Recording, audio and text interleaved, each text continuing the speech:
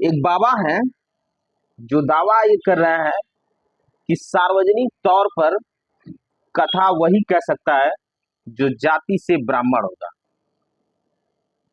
खुले मंचों से कह रहा है, बकायदा माइक से कह रहा है, जबकि संविधान ये कहता है कि आप अपना विचार अपने हिसाब से रख सकते हैं, आप अपनी सभा बुला सकते हैं।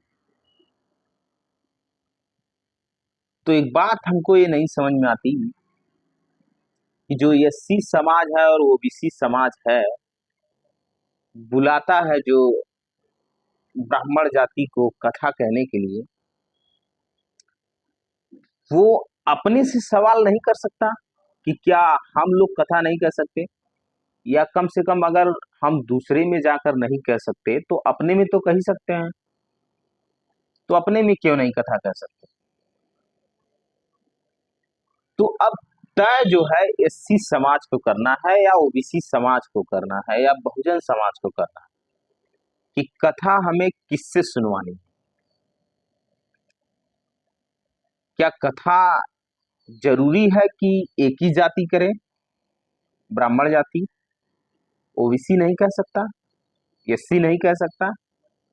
अगर नहीं कह सकता तो क्यों नहीं कह सकता? क्यों ओबीसी समाज कथा नहीं कह सकता? ये जानते हैं वास्तव में ये है क्या? ये एक ऐसी व्यवस्था है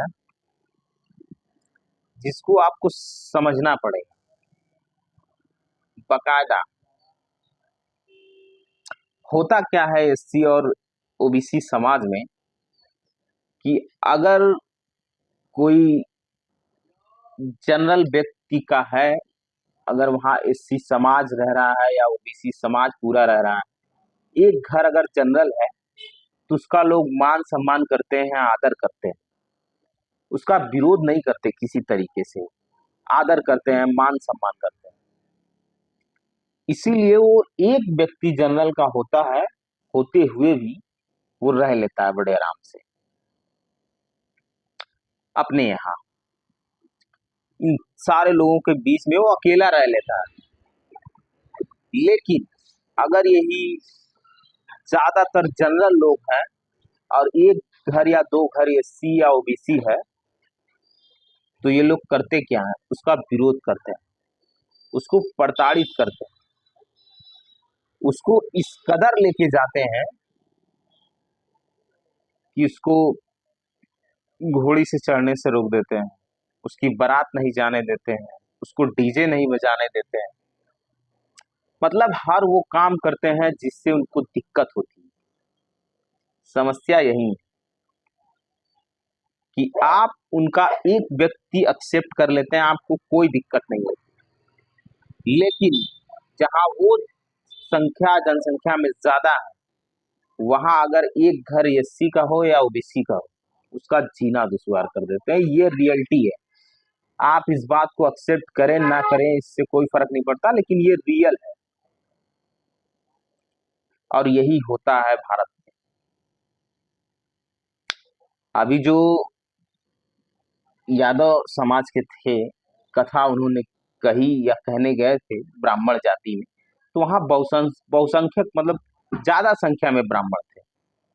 एक दो घर होते तो क्या मजाल था कि नहीं करने देते, या ज्यादातर एससी और ओबीसी समाज के अगर वहां होते, ब्राह्मण जाति नहीं होती, तो वहां कथा नहीं कर पाते, वो कर लेते बड़े आराम से।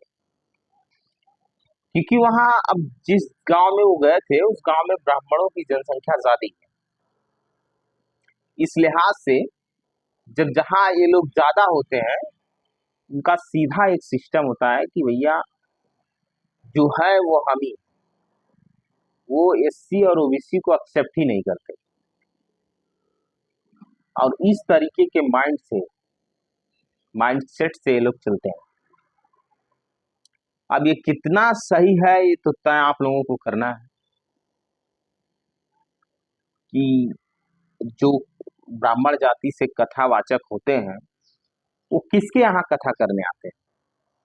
80-85% आप लोग हैं, तो जाहिर सी बात है कि आप लोगों के यहाँ ही कथावाचक उनका चलता है, और आप लोगों के यहाँ ही पूजा पाठ वो कराते हैं। तो क्यों कराते हैं? क्योंकि आप लोग उनको एक्सेप्ट करते हैं कि हाँ भैया ठीक है, यही करा सकते हैं। आप खुद ये एक्सेप्ट इस चीज को कर रहे हैं, तब वो करा पा रहे हैं। अगर आप नहीं कराते, अगर आप अ, ब्राह्मण जाति से न करा के किसी ओबीसी या एससी से कराते, तो आपको कोई रोकता थोड़ी ना। लेकिन आप स्वयं उस चीज को माइंड से एक्सेप्ट किए हुए। अब सोचना आपको है कि कैसे कराना है और किससे कराना है। क्योंकि अगर उनकी आप बात मानते हैं, उनकी जो उनका कहना है कि ब्राह्मण जाति ही सिर्फ कथा कह सकती है सार्वजनिक मंचों से, एससी ओबीसी नहीं कह सकता, तो अब तय आपको करना है कि किससे कराना है। ब्राह्मण जाति से अगर आप कराते हैं, तब तो आप उनके विचारों से एक्सेप्ट करते हैं और उनका विचार मानते भी।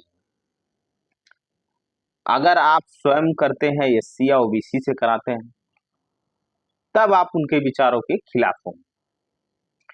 आप जरा सोच के देखिए कि 3% के लोग, 3% या 4% लोग डायरेक्ट टीवी पर आके, डायरेक्ट चैनल पर आके कह दे रहे हैं कि भैया कथा कहने का अधिकार सिर्फ है तो ब्राह्मण जाति को है।